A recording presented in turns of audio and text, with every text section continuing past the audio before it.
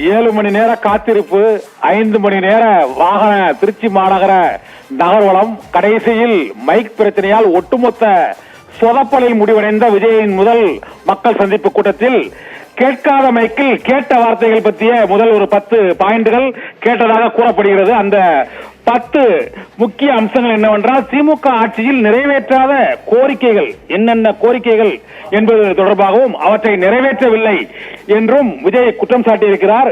Diesel விலை 50 ரூபாய் குறையும் என்று கூறினீர்களே, அதை நிறைவேற்றினீர்களா என்று மறைந்த முதலமைச்சர் ஜெயலலிதா பாணியில் சொன்னீர்களே செய்தீர்களா என்ற கேள்வியை எழுப்பி விஜய் பேசியதாக பேசினார். ஆனால் அந்த ஒலிபெருக்கி குறைபாட்டால் அந்த கூடியிருந்த தொண்டர்களுக்கு முழுமையாக கேட்கவில்லை என்றாலும் அவர் பேசிய முக்கிய அம்சங்கள் திமுக வாக்குறுதிகளை நிறைவேற்றவில்லை ஒன்று.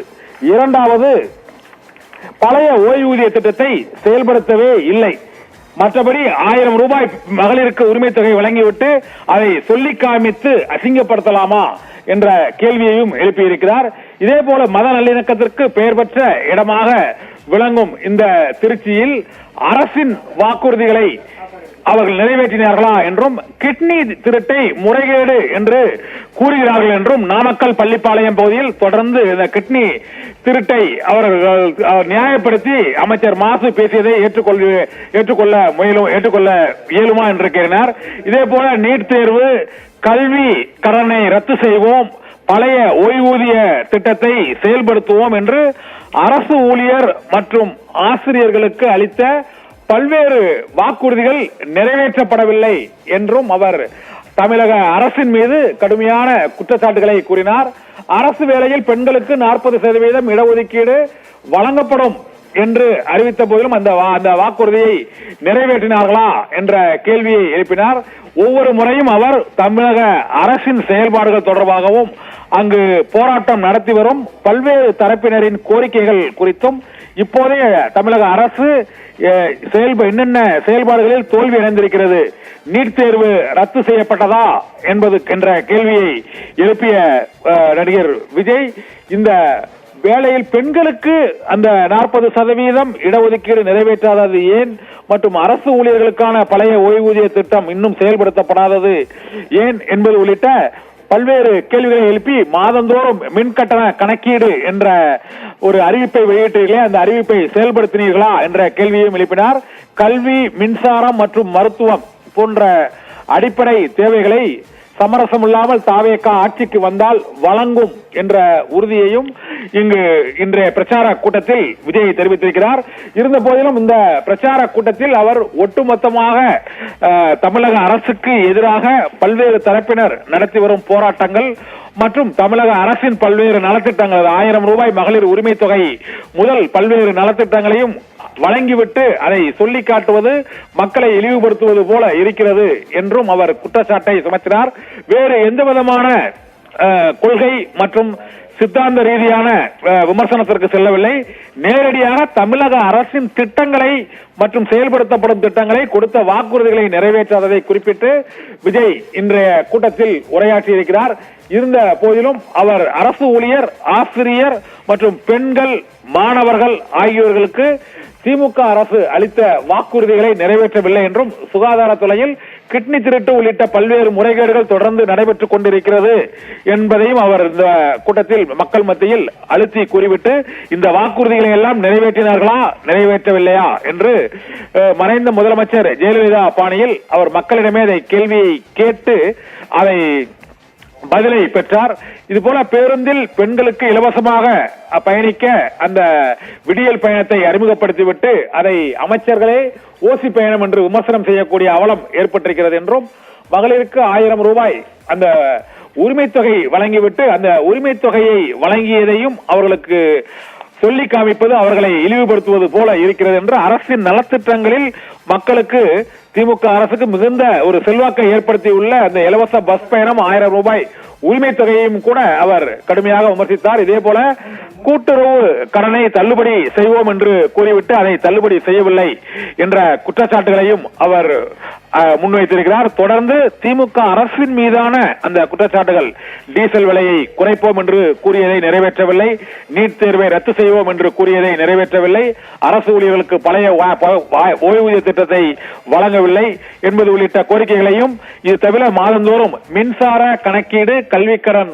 ரத்து உள்ளிட்ட பல்வேறு கோரிக்கைகளை திமுக தமிழக அரசு நிறைவேற்றவில்லை என்றும் தமிழக வெற்றி கழக தலைவர் விஜய் இன்றைய இந்த முதல் மக்கள் சந்திப்பு கூட்டத்தில் நேரடியாக திமுக அரசு மீதான குற்றச்சாட்டுகளை முன்வைத்து அவர்கள் நிறைவேற்றாத வாக்குறுதிகள், நிறைவேற்றிய வாக்குறுதிகள் தொடர்பான விமர்சனங்கள் ஆகியவற்றை அவர் தொடர்ந்து எடுத்துரைத்தார்.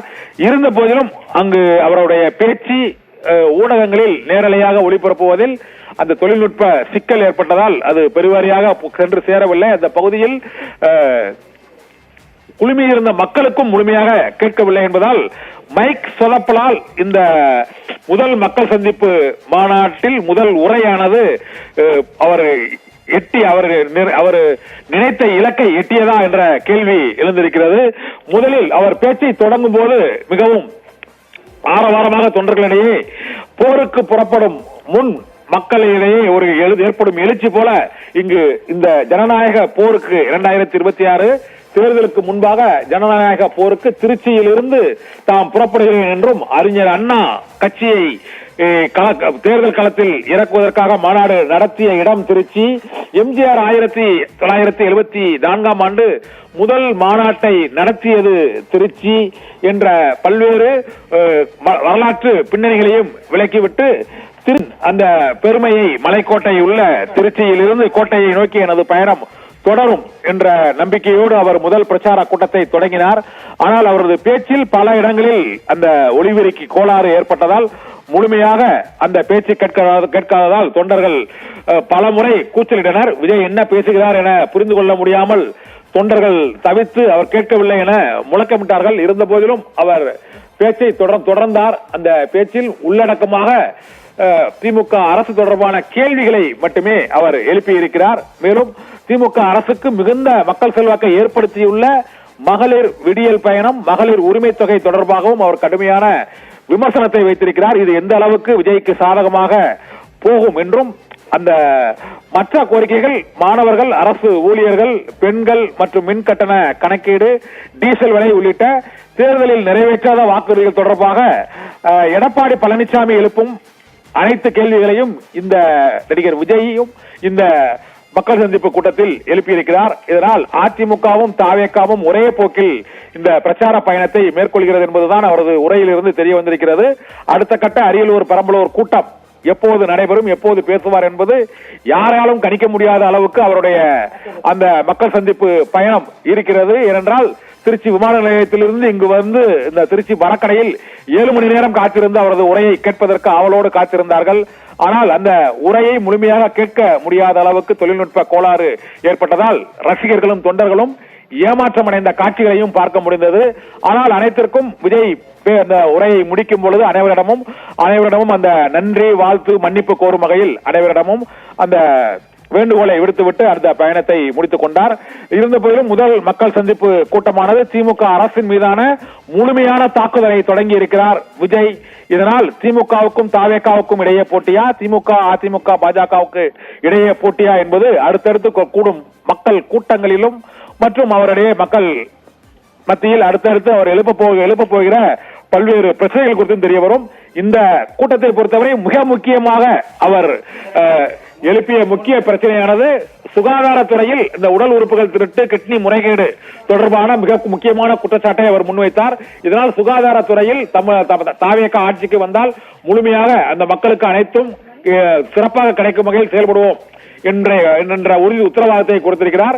இதே போல திமுக அரசு நிறைவேற்றாத பல்வேறு வாக்குறுதிகளை அவர் சுட்டி காட்டியிருக்கிறார். இது கல்விக்கடன் ரத்துவிலிருந்து நீட் தேர்வு ரத்து முதல், பழைய ஓய்வூதிய திட்டம் முதல், 40% இடஒதுக்கீடு, மாதாந்திர மின் கணக்கீடு உள்ளிட்ட பல்வேறு வாக்குறுதிகளை திமுக நிறைவேற்றவில்லை. திமுக அரசு மக்களை ஏமாற்றுகிறது என்ற குற்றச்சாட்டையும் வைத்தார். மற்றொரு மிக முக்கியமான குற்றச்சாட்டாக இந்த திமுக அரசின் வெற்றிகரமான திட்டங்களாக வர்ணிக்கப்படும் மகளிர் உரிமை தொகை, விடியல் பயணம் ஆகியவையும் மக்களை, பெண்களை இழிவுபடுத்தும் வகையில் அதை அமல்படுத்துகிறார்கள் என்ற குற்றச்சாட்டையும் அவர் முன்வைத்திருக்கிறார். இந்த இலவசங்கள் மற்றும் விடியல் பயணம் உள்ளிட்டவற்றை நாம் தமிழர் சீமான் விமர்சிப்பதை போல தாவேகா தலைவர் விஜயும் விமர்சித்துகிறார். இது மக்கள் மத்தியில் என்ன விளைவுகளை ஏற்படுத்தும் என்பது வாக்காளர்கள் தான் முடிவு செய்ய வேண்டும். இதனால் இந்த முதல் பிரச்சார கூட்டத்தில் காலையிலிருந்து கிட்டத்தட்ட ஒரு 3:30 மணி வரை அங்கு பல்லாயிரக்கணக்கான தாவேகாவின் தொண்டர்களும் ரசிகர்களும் காத்திருந்த போதிலும் அவரது உரையை முழுமையாக கேட்க முடியாத ஒரு ஏமாற்றத்தில் இந்த பிரச்சார கூட்டம் நிறைவடைந்திருக்கிறது. இதனில் திருச்சி மாவட்டத்தை பொறுத்தவரை அந்த மாவட்டத்தில் மெட்ரோ ரயில் திட்டத்தை செயல்படுத்துவோம் என்று திமுக அளித்த வாக்குறுதி என்ன ஆனது என்று அந்த மாவட்ட பிரச்சனையையும் அவர் சுட்டி காட்டியிருக்கிறார். இதனால் அந்த இனி தொடரும் பிரச்சனையில் அந்தந்த மாவட்டத்திற்கு திமுக அளித்த வாக்குறுதிகள் தொடர்பாக அந்த மக்களிடம் கேள்விகளை எழுப்புவார் என எதிர்பார்க்கப்படுகிறது. விஜயின் முக்கியமான அந்த 10 கேள்விகள் என்னவென்றால், அவர்கள் நிறைவேற்றாத வாக்குறுதிகள் தொடர்பாக எழுப்பிய கேள்விகள் தான் டீசல் விலை குறைப்பு மற்றும் தேர்தல் வாக்குறுதிகளை நிறைவேற்றுகிறீர்கள் என்று கூறிவிட்டு அதில் பெரும்பாலான வாக்குறுதிகளை நிறைவேற்றவில்லை என்பதை அங்கு புள்ளி விவரங்களுடன் நடிகர் விஜய் அந்த முதல் மக்கள் சந்திப்பு கூட்டத்தில் விளக்கியிருக்கிறார்.